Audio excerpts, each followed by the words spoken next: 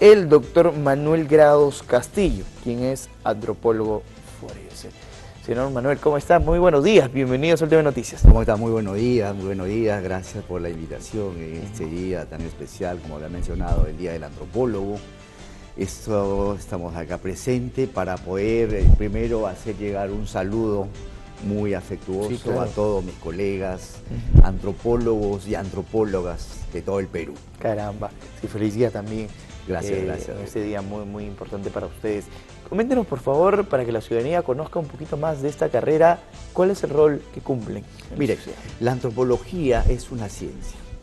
La antropología es una ciencia que estudia al hombre dentro de la sociedad y sus interrelaciones. Entonces, al estudiar al hombre, nosotros, yo lo divido en dos partes. Estudio del hombre físico-biológico y el aspecto sociocultural.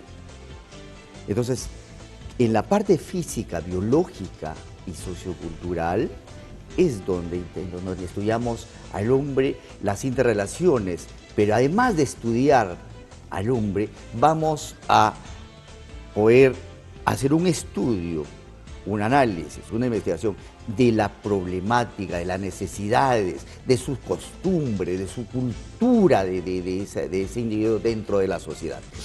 Y una vez que nosotros hacemos ese estudio, ese diagnóstico, vamos nosotros a poder percibir y vamos a poder detectar esas necesidades o esa problemática. Entonces nosotros como antropólogos sociales o como antropólogos forense, que vamos a tocar un poquito más a fondo, es donde nosotros vamos a plantear alternativa de solución y poder cómo dar esa solución, y además servimos un enlace o un puente entre el individuo, entre la comunidad, con las instituciones del Estado. Justamente a esto iba mi otra consulta. ¿Qué diferencia hay entre un antropólogo social y un antropólogo forense?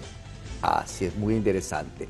El antropólogo social es aquel profesional o aquel investigador científico quienes se interrelaciona, se involucra dentro de la sociedad, estudia, analiza las problemáticas, las necesidades, entonces, y va a servir cómo poder viabilizar o dar alternativa de solución, lógicamente con el apoyo, la intervención de las instituciones del Estado. Por ejemplo, hay muchos programas sociales en donde tenemos el programa Pensión 65, el programa de Cuna Más, tenemos el programa y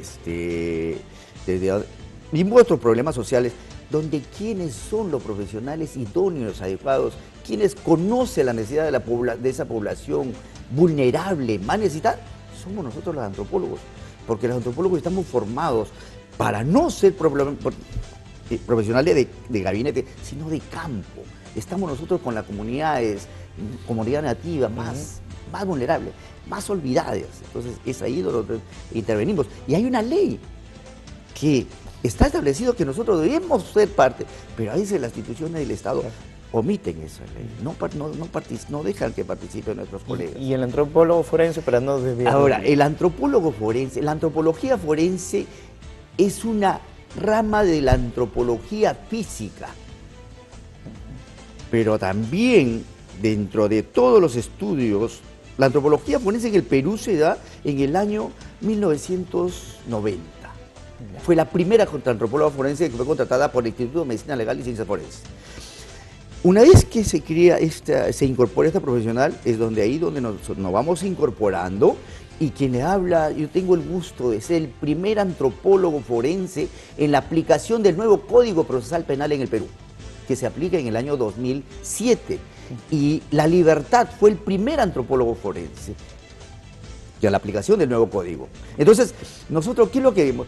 Nosotros estudiamos, vamos a poder, primero, identificar a un cadáver NN en los diferentes estados que se encuentran. Cadáver fresco, cadáver putrefacto, en estado de composición avanzada, puede ser con un cadáver momificado o unos restos óseos, los huesitos que se encuentran. Sí. Entonces, de esos huesitos nosotros vamos a realizar un estudio y un análisis. Primero es que vamos a determinar el perfil biológico. el sexo, hombre o mujer. Vamos a determinar la estatura de esa persona, la edad biológica de esa persona al momento que murió. Vamos a determinar la data de muerte, hace cuántos meses, cuántos años.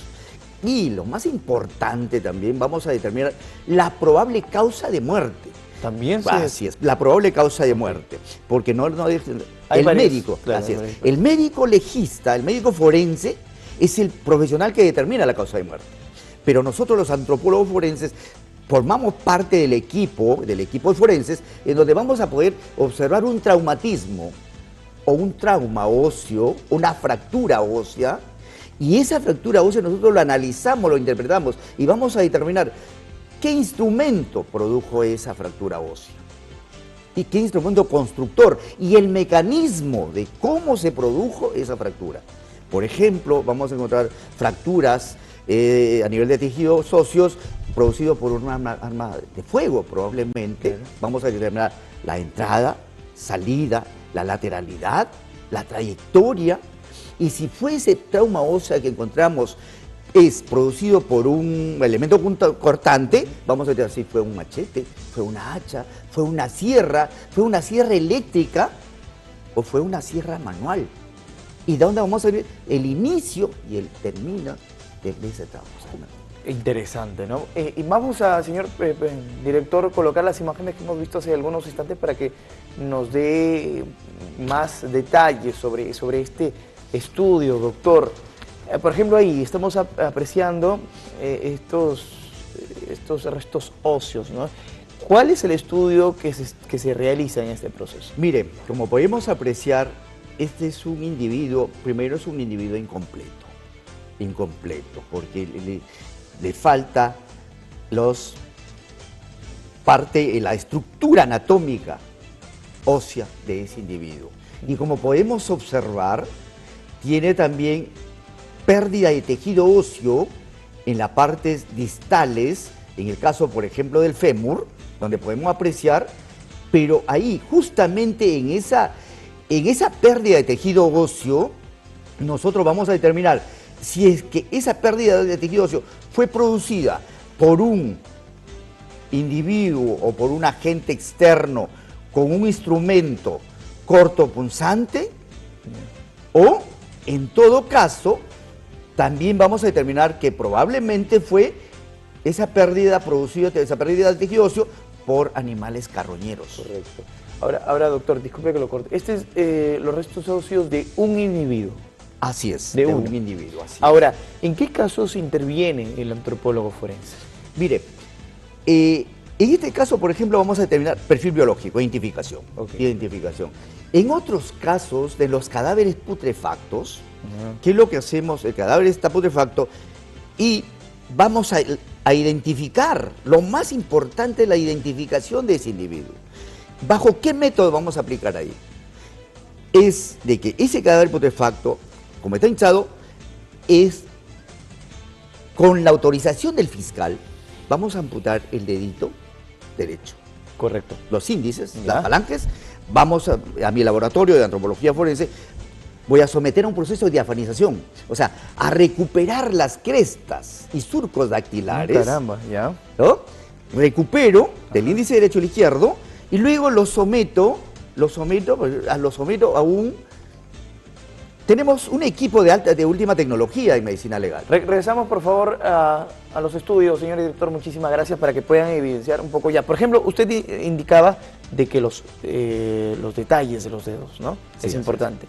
Continúe, por favor. Sí, entonces mire, justamente vamos, como está el cadáver, está putrefacto, claro, ¿no? En descomposición. Vamos en descomposición avanzada, con la autorización del fiscal, amputamos esto, lo sometemos a un proceso de diafanización con insumos químicos que cada 10 horas, cada 8 horas vamos bajando y vamos recuperando, hasta que vamos a recuperar las crestas dactilares.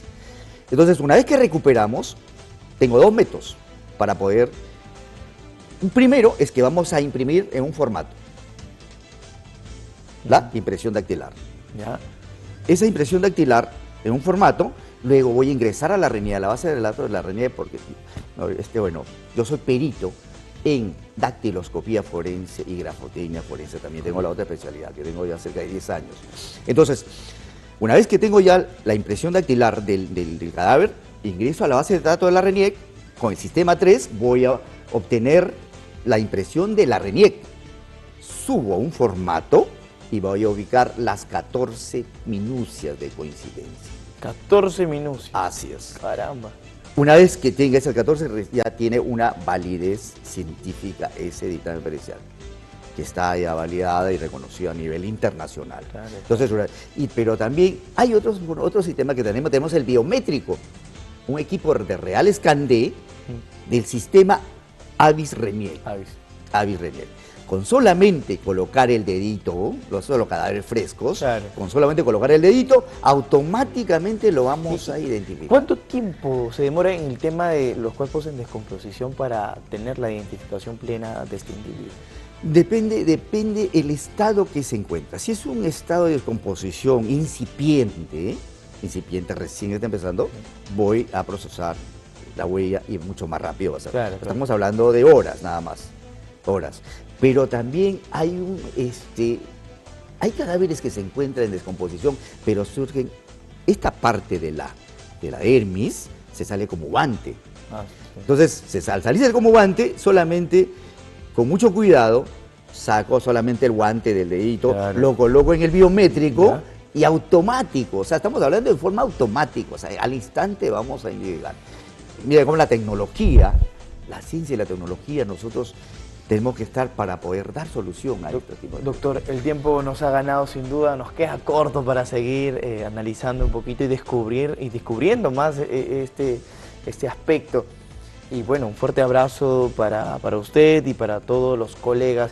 En la actualidad, en la región de La Libertad, me indicaba que solamente hay 2. ¿Se necesitan más? Sí, bueno, hasta el año pasado, hasta septiembre, fui el único. Que tuve 15 años, tuve que trabajar para toda La Libertad. Para toda La Libertad. Caramba, ¿cuántos casos al día? Sí, tenemos un promedio, mire, lo que pasa es que vemos varios casos. O sea, tenemos casos de identificación de cadáveres, sí. Tenemos casos de trata de personas, me gustaría otro día tocar ese tema, que es un problema social. Tenemos casos, por ejemplo, de el error de tipo, de casos de violación de menor de edad, para poder determinar la apariencia física. Tenemos casos, realizamos exhumaciones, levantamiento de cadáveres, tenemos casos de pericias socioculturales, cuando se produce, por ejemplo, de rondas campesinas, y hay un homicidio, hay unas víctimas, claro. Nosotros entramos ahí, caso de hechicería, muy amplio los casos. Actualmente se cuenta con 2 médicos. Sí, actualmente ya estoy trabajando con una colega que se ha incorporado porque se ha creado la Fiscalía de Derechos Humanos e Interculturalidad. Y justamente esta colega ha ingresado por esa fiscalía y ojo que solamente hemos analizado los casos de identificación de cuerpos. Así es. Nos falta mucho más, sin duda alguna. Doctor, muchísimas gracias. Interesante entrevista y también anima a aquellas personas en querer estudiar.